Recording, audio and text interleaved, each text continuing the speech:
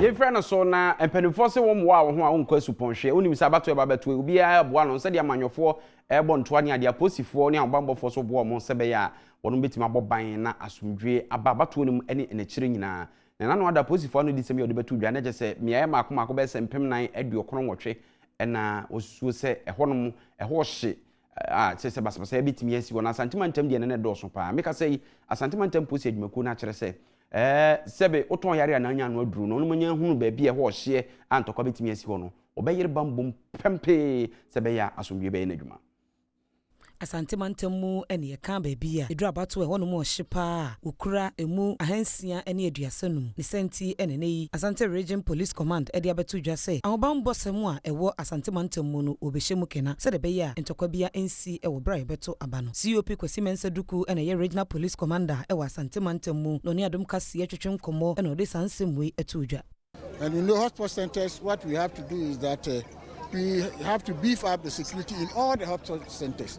We'll be able to identify them. So this is exactly what we are going to do. Relatively, the region is calm. You ask for the crime, you cannot run away from crime. Once a while, it will happen.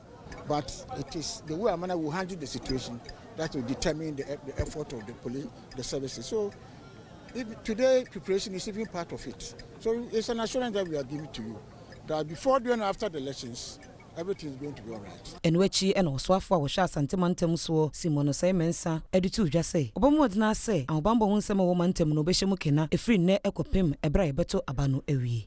Everybody within the region should be reassured that their safety and security will be intact before, during, and after the elections, and even up to the end of the year, for us to enjoy a very peaceful Christmas and New Year.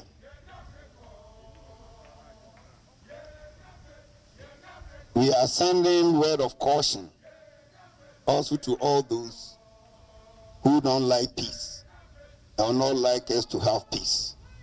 The way the security agencies have conducted themselves up to date, I'm very proud of them.